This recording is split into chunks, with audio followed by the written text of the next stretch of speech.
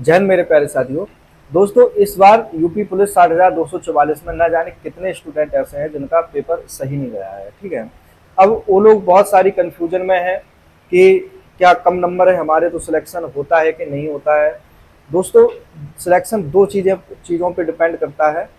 जब आप लोगों का एग्जाम हो जाता है तो सिर्फ दो चीज़ें सामने आती हैं। एक, वो स्टूडेंट होते हैं जिनके नंबर कम होते हैं, यानी कि जिनका परफॉर्मेंस अच्छा नहीं हो पाता है। और दूसरे उस कैटेगरी के स्टूडेंट होते हैं जिनका परफॉर्मेंस अच्छा हो जाता है और मतलब अच्छे नंबर आ जाते हैं। तो उनका तो सिलेक्शन देखो श्योर रहता है कि जिनके मतलब नंबर अच्छे हों, पेपर में परफॉर्मेंस अच्छा रहा हो। जैसा कि अभी आप लोग यूट्यूब पुलिस का जो सेफ स्कोर वगैरह देख रहे हैं, जिस हिसाब से परफॉर्मेंस वगैरह ये सारी सारी चीज़ें चल रही हैं, कट ऑफ वगैरह, तो उसके हिसाब से अगर जिनके 200 प्लस नंबर हैं तो वो तो एकदम से अपने आप को मतलब सिर्फ समझ ही रहे हैं। लेकिन समस्या यहाँ खड़ी हो जाती है आके कि जिनके नंबर कम है तो वो बहुत ज़्यादा कंफ्यूजन में रहते हैं। तो मैं उनके लिए बता दूं कि दोस्तों, जितनी भी भर्ती हुई है पिछली, आप दोनों भर्ती उठा के देख लीजिएगा यूपी पुलिस की, और भी पिछली भर्ती अगर देखेंगे आप लोग, तो जिनके नंबर कम होते हैं या फिर जिनको लगता है कि मेरा नहीं होगा तो उनका भी सिलेक्शन हो जाता है। मतलब मेरिट में नाम उनका भी आ जाता है। ये बिल्कुल प्रूफ सहित है, मैं आज आप लोगों को इस वीडियो में क्लियर करूंगा। दोस्तों, आप लोगों ने देखा होगा कि 41,520 की जो मेरिट थी, अगर मैं 41,520 की मेरिट की बात कर लूँ तो सबसे शुरुआत में जो मेरिट आप लोगों की लगी थी वो हाई लगी थी, यानी कि कट ऑफ हाई गई थी। जैसे कि जनरल की उसमें 225 लगभग चली गई थी, ओबीसी 216, एससी 187 और एसटी 153। अब सुनिए दोस्तों, प्रूफ इसमें क्या है। एक मेरे साथी हैं, ठीक है, उन्होंने 41,520 में पार्टिसिपेट किया था, मैंने भी पार्टिसिपेट किया था। पहले मैं उनकी ही बात कर लेता हूँ। जब पहली मेरिट लगी थी उनकी तो वो एससी से बिलोंग करते थे, एससी कैटेगरी से। तो 187 मेरिट चली गई थी तो उनका नाम नहीं आया था। उनके नंबर जो जोड़े थे हम लोगों ने जब घर पे एनालाइज किया था तो 175 नंबर थे उनके टोटल। ठीक है, तो पहली लिस्ट में उनका नाम नहीं आया था। इसके बाद जब रनिंग वगैरह हो गई, सब चीज़ें हो गई, जब सेकंड मेरिट लिस्ट लगी, क्योंकि उसमें हाल तुरंत डीबीपीएसटी करवा दिया गया था तो बहुत सारे स्टूडेंट फेल हो जा रहे थे। ठीक है, जब सेकंड मेरिट लगी थी तो सेकंड मेरिट मेरिट में क्या हुआ कि मेरिट कम लग के गई, यानी कि एससी की जो थी वो 187 पहले गई थी, इसके बाद 172 मेरिट एससी की लगी। तो सोचो, उनके नंबर थे 175, तो सेकंड मेरिट में उनका नाम आ गया था। ठीक है, तो जब दौड़ वगैरह उनकी हुई, दोबारा जब दौड़ वगैरह हुई तो दौड़ पास कर लिए। इसके बाद जब फाइनल सिलेक्शन हुआ तो फाइनल सिलेक्शन में आप लोगों ने देखा होगा कि सिविल पुलिस के लिए जनरल 232 नंबर मेरिट चली गई थी, ओबीसी की 224 मेरिट चली गई थी, एससी 197, कितनी गई थी 197, सोचो, एसटी 147। अब नंबर थे उनके कितने, 175 नंबर। ठीक है, तो वो फिजिकल के लिए तो क्वालिफाई हो गए थे। लेकिन सिविल पुलिस की जो एससी की मेरिट थी वो 197 नंबर चली गई थी, तो ये बहुत ज्यादा मेरिट थी, तो उनका सिविल पुलिस में नहीं हुआ था। उनका हुआ था पीएससी में सिलेक्शन। पीएससी की जो मेरिट गई थी, जनरल 216, ओबीसी 211 और एससी 182 नंबर और एसटी 162। अब कहोगे कि इसमें भी तो 182 नंबर गई, लेकिन सिलेक्शन हुआ उनका। सिलेक्शन क्यों हुआ, क्योंकि उनको नॉर्मलाइजेशन मिल गया था।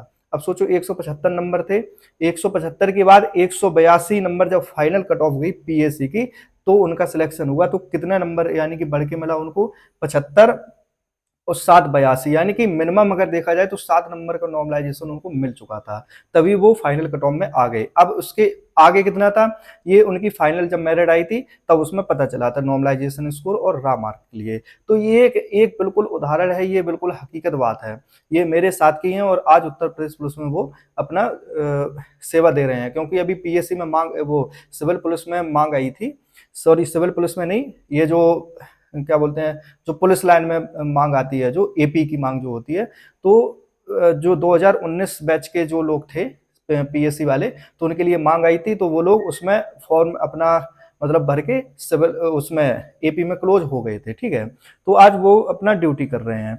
दूसरा उदाहरण मैं खुद हूँ, उसमें मेरा क्या था, मेरे 205 206 नंबर ऐसे थे। ठीक है, पहली मेरिट जनरल 225 गई, दूसरी भी 216 गई, लेकिन फाइनल भी बढ़ गई।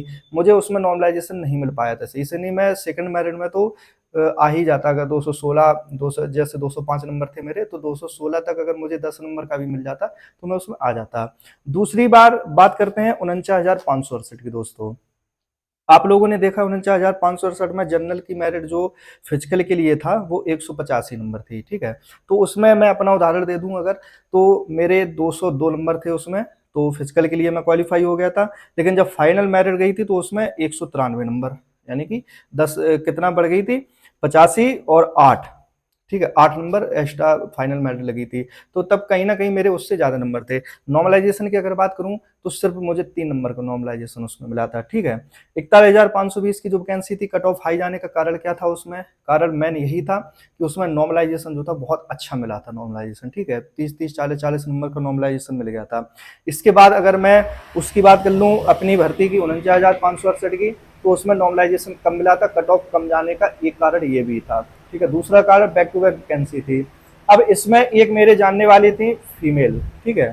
तो फीमेल कैंडिडेट का मैं बता दूं, 49,568 में जब सेकंड मेरिट, सॉरी, 41,520 की ही बात कर रहा हूं, तो एक जानने वाली थी जो फीमेल, तो उनका भी सेकंड मेरिट लिस्ट में नाम आया था। उनके नंबर बहुत कम थे, यानी कि लगभग 150 के समथिंग नंबर थे, 150 नंबर थे। तो जब सेकंड मेरिट लड़कियों की लगी थी तो उनको फिजिकल के लिए बुला लिया गया था।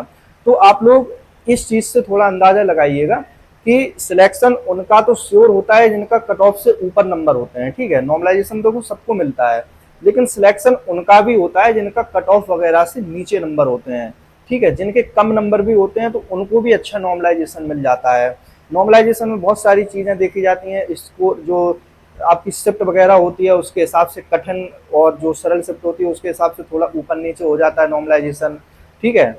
और ओवरऑल भर्ती की और ओवरऑल एवरेज जो बच्चों ने दिया है उसके हिसाब से नॉर्मलाइजेशन दिया जाता है, ठीक है। एक्यूरेसी के हिसाब से भी नॉर्मलाइजेशन लगता है। किसी ने मान लो 150 क्वेश्चन पूरे कर दिए, उसके आधे गलत हो गए, 75 गलत हो गए, 75 सही है, तो उसको तो नॉर्मलाइजेशन बिल्कुल ही नहीं मतलब मिल सकता है, क्योंकि उसकी गलत की एक्यूरेसी ज्यादा होगी, ठीक है। सही पे गलत का भी ये चीज देखी जाती है उसमें। तो ये चीजें हैं, आप लोग देखो कंफ्यूज मत होइएगा।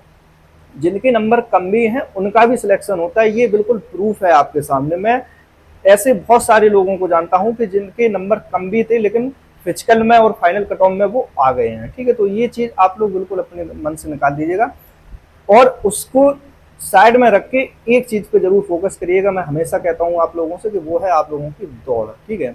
दौड़ वगैरह जो है आपको जरूर एकदम से क्लियर कर लेनी चाहिए, क्योंकि जो एक लेडी मतलब महिला कैंडिडेट थी जानने वाली, वो दौड़ में ही फेल हुई हैं, ठीक है। क्यों हुई हैं, क्योंकि उनकी तैयारी कहीं ना कहीं वो इसी सोच में बनी रही कि मेरा नाम नहीं आएगा, लेकिन सेकंड लिस्ट में उनका नाम आ गया और दौड़ की तैयारी नहीं की, कहीं ना कहीं फेल हो गई, ठीक है। तो ये सारी सारी चीजें हैं, तो इसलिए मैं हमेशा समझाता हूँ आपको कि आपको दौड़ वगैरह जो है आपको एक चांस जरूर लेना चाहिए। जो स्कोर अभी आप लोगों को बताया गया, जो आपका स्कोर चल रहा है अभी ज्यादा ही नंबर का, मैं हमेशा कहता हूँ तो वो लोग अपनी आगे की तैयारी करें।